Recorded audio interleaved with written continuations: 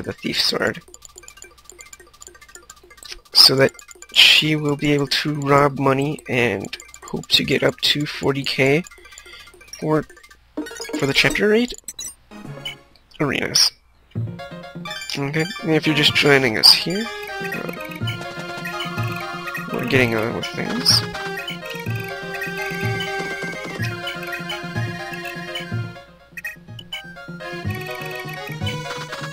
Yeah, notice that I never remembered to actually go back in with FE. I had discovered this about halfway through the dry run, after seizing Darna, and I'm like, oh, crap. I'll manage to get her back there eventually. Don't worry about that. But it was just kind of a lulzing moment there.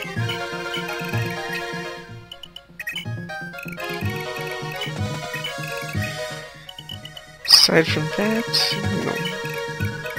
what else? The first turn is basic setup. There's not a whole lot to discuss. You have the Patty and Shannon group who will do the Patty and Shannon things. Although I do take a few unconventional measures there, which I'll discuss when it happens.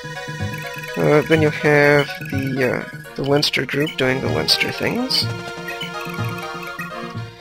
And the main group will do, the main group things.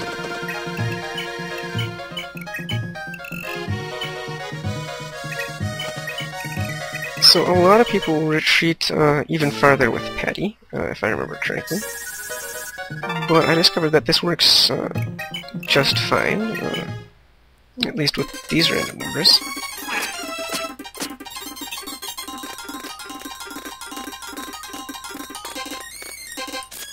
As Bowmonk Shannon has immense avoid, and he can clean up 2 of those sword fighters right off the bat.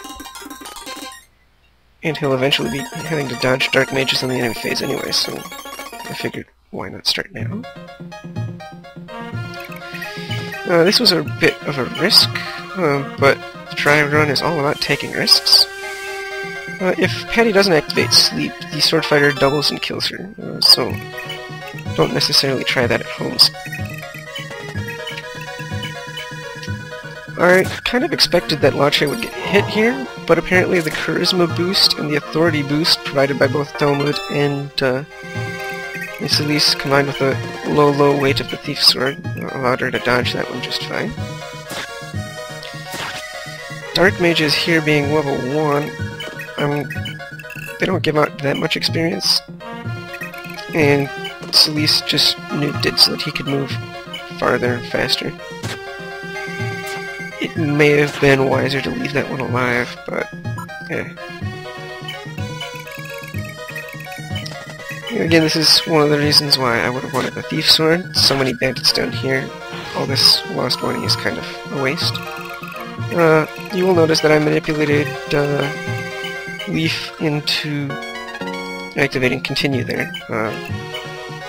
There's no reason not to kill those bandits as soon as possible, because there's going to be more than enough enemies for them to handle.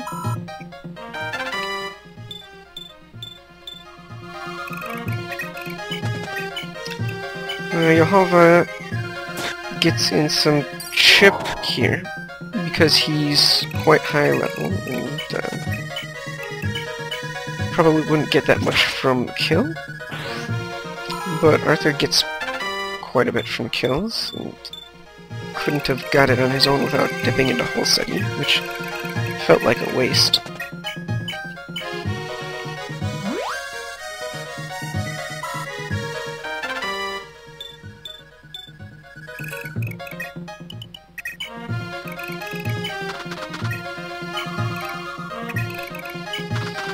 Now, I perhaps overfeed Delmud in this segment. He gets quite a few of these Dark Mage kills, mostly because he has the reach.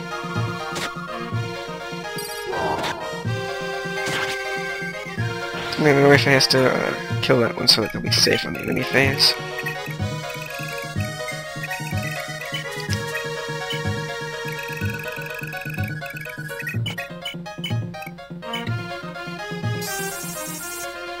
Now both of the remaining Dark Mages actually prioritize Shunning, at least with the current setup, so I don't have to worry about Patty needing to dodge one of them. She can survive a hit from one of them okay. It's if both of them would connect that she's really in trouble.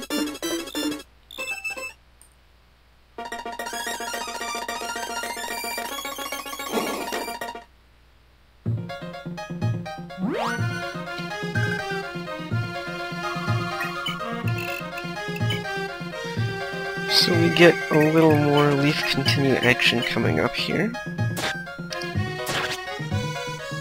Which is good, because with the bandits out of the way, then we can concentrate on those sword armors.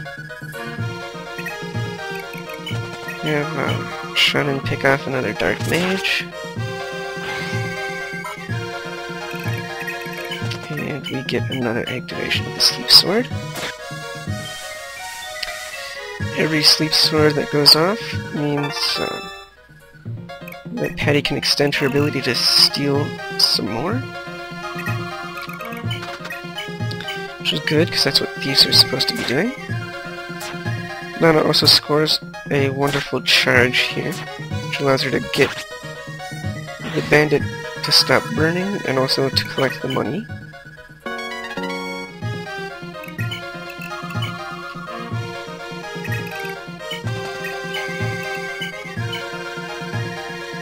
Go ahead and we heal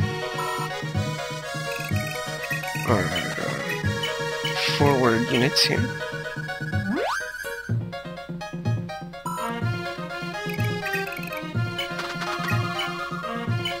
And so Doma takes another kill here. This time he actually dodges though, which is convenient. And gotta thank Authority Stars for that.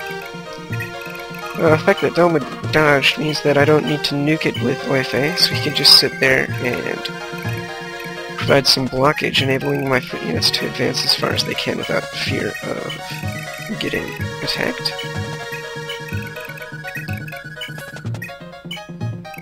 And so advance they do.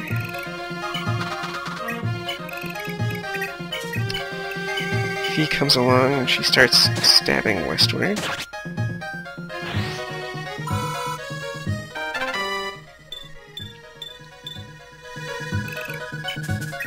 Collecting some goodly XP and shaving off all of that desert travel time. Now Finn is got the right combat parameters here, so that with the javelin weighing him down, he doesn't double. And he does enough damage to soften it up just right for Silverblade Leaf.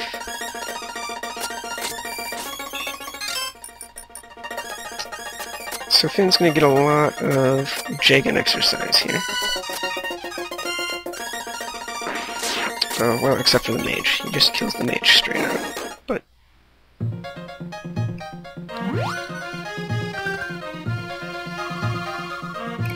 But no, Leinster's going to be great. We're going to be able to feed all kinds of armors to Leaf and Mother.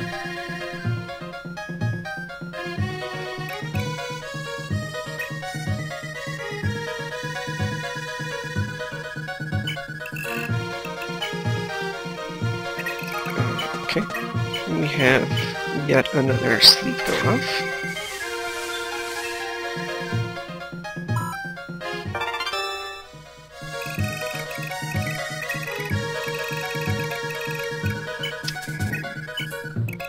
Advance towards the castle here.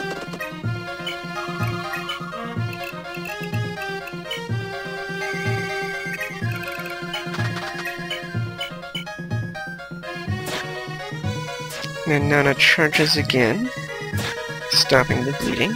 She doesn't collect this village though, because we need to save some of this money here for Leaf.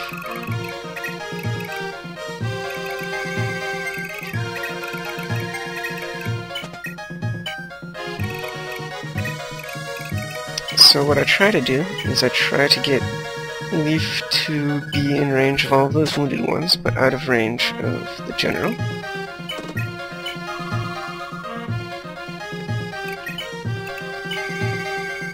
which is good news.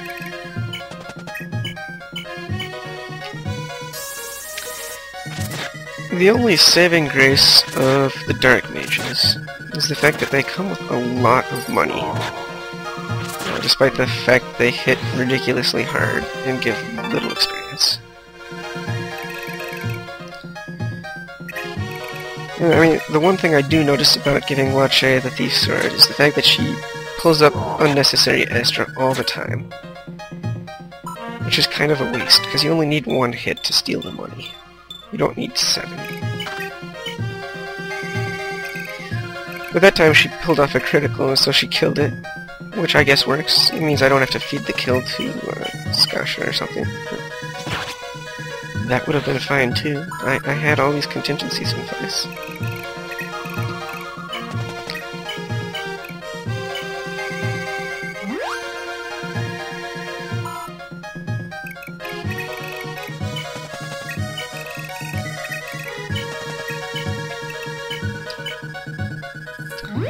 And our staff boss are just self-gratified. Nothing really to look at there.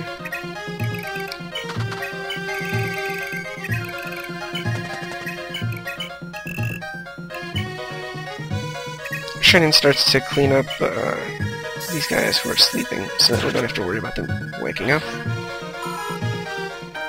And also do the fact that I want Patty to try to steal from those other 2 Dark Druids before I wax them, so...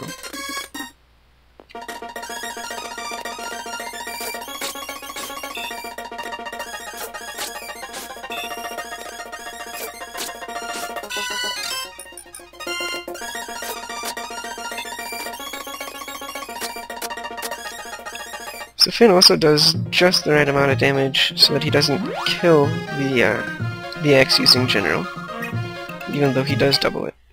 So Finn here has turned out to be a real champ. I got him to just the right level, I think.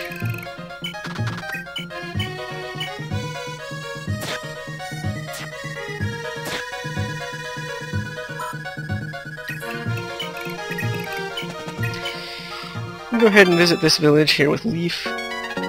I'm not sure that he necessarily needs the speed ring, but, you know, worst comes to worst, I figured he could just sell it so that he could definitely afford the elite ring next chapter.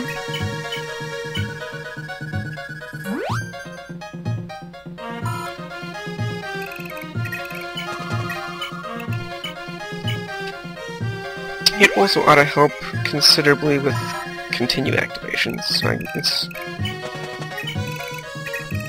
though I'll probably end up redistributing it at some point down the line. There's certainly nothing wrong with him keeping it for a while.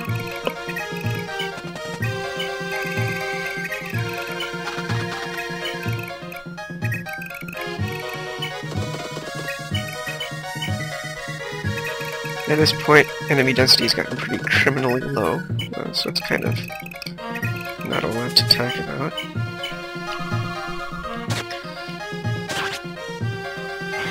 He helps to clean up some of this mess. If I'd been able to manipulate another sleep sword, I could have had Patty steal from both of these guys. As it was, I couldn't, no matter how I tried. And I thought that the mage would aggro her if I left her there with the slim sword. As it turns out, it doesn't. Which means I perhaps should have attacked the one that was asleep. But things will all work out in the end, so don't worry about that.